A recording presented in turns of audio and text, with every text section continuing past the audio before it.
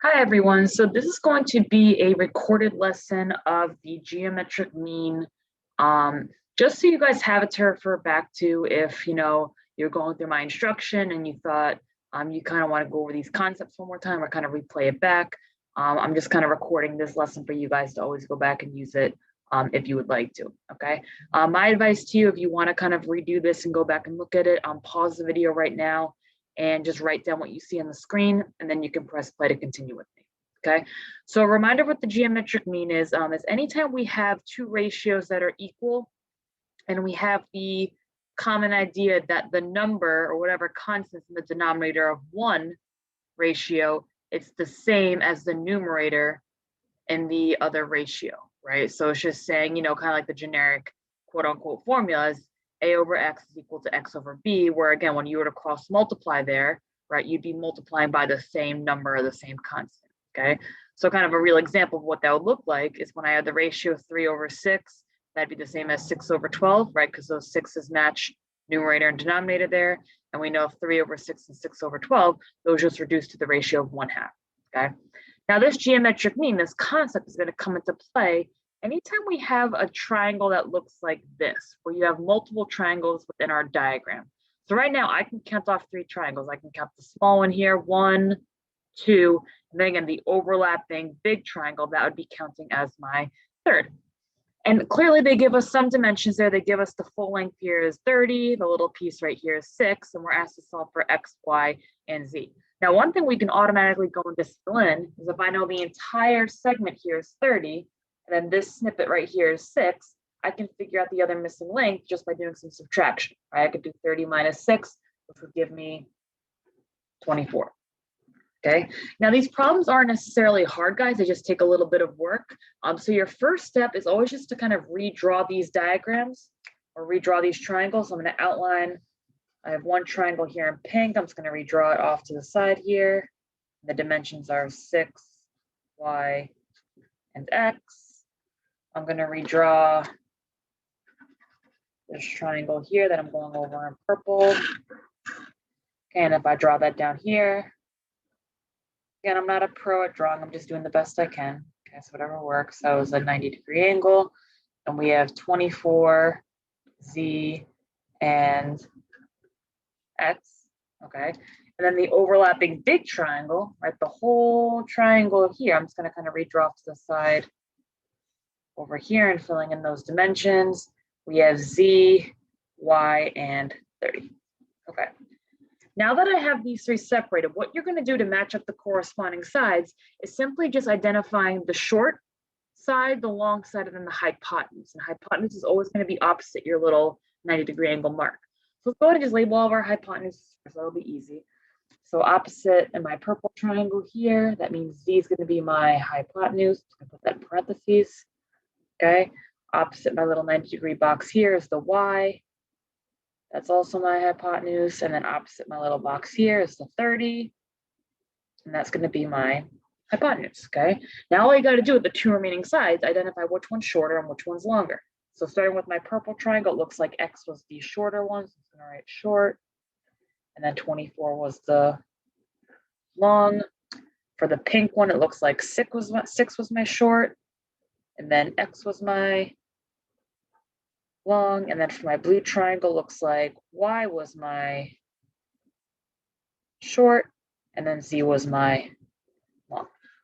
Okay. This is probably the most important part here, guys, just re-separating them, labeling them correctly, and correctly identifying your short leg, your long leg, and your hypotenuse.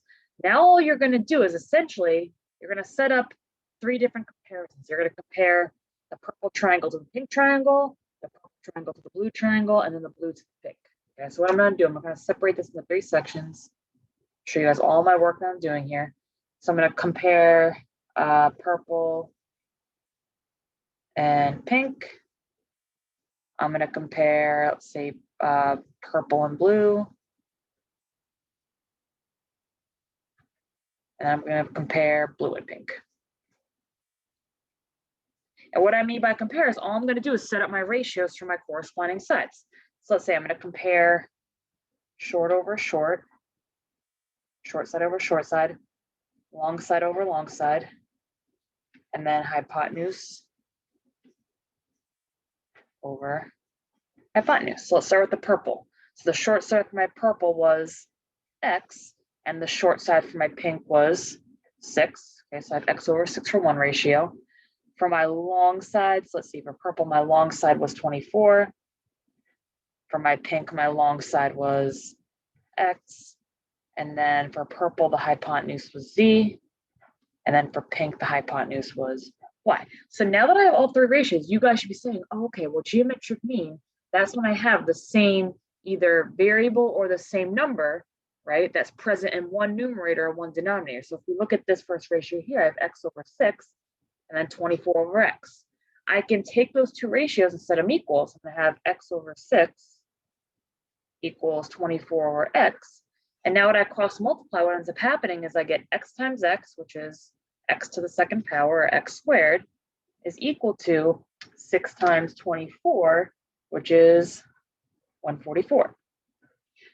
Now, if I want to get just the value of x, I have to get rid of that little exponent power of 2, so I have to undo that squared operation. So the opposite of squaring something is taking the square root.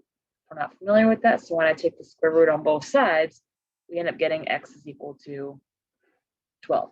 And you guys can do the little square root button on your calculator, so I'm going to kind of show you right here. Okay, I have my calculator. What you guys can do is just tilt to the side, right? So you can bring up the whole calculator here. And you're going to do 144, and then you're going to press the little square root button with the 2 on the outside, click it, and then that should give you your answer of 12. Okay? And for our purposes moving forward, we're just going to round all of our answers to the nearest whole number. All right, so now we're going to compare the purple and blue triangles. So again, I'm going to compare my short side to the short side. At this point, it's just very procedural, guys. So short to short, long to long, and then hypotenuse to hypotenuse, just like how we did before. So let's see, starting with purple, short to short. So x over my short for the blue was y, so x over y. Long to long, so for purple, my long side was 24. For blue, my long side was z, so 24 over z. And then for hypotenuse, let's see, for purple, my hypotenuse was z. And then for blue, my hypotenuse was 30. Okay. And again, what's jumping out at me is I have that z in the denominator here and z in the numerator here. So I could take those two ratios and set them equal, cross multiply. So 24 over z is equal to z over 30. Z times z gives me z squared. And then 24 times 30 gives me 720.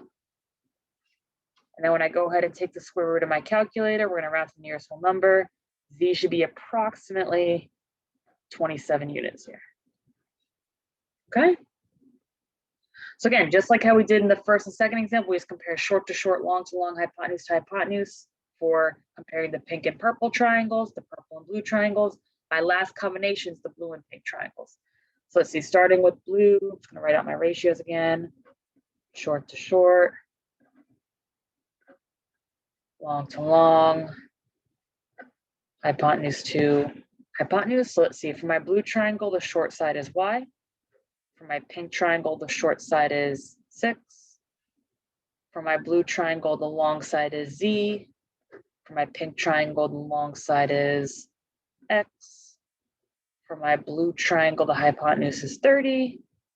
And then for my pink triangle, the hypotenuse is y. So I see those y's there. I have the y in the numerator here, y in the denominator here. I can go ahead and set those equal. So y over 6 equals 30 over y. That 30. Okay, I'm going to cross multiply. So y times y is y to the second power, y squared. And then 6 times 30 is 180. And again, I'm just going to take the square root now to find out the value of y. So y should be approximately equal to 13 units. Okay, so these do take a little bit of time, guys, in terms of solving and setting up, but it is very, very procedural, right? Like I said, the most important part is you guys redrawing your three triangles separately here and correctly labeling them with the short side, the long side, and the hypotenuse, right? Then all you're doing is you're just making the comparisons, right, between each possible combination. So between these two triangles, the purple and pink, between the purple and blue, and then between the pink and blue. You're just setting up all the same ratios, the short side over the short side, long side over the long side, and then hypotenuse over hypotenuse.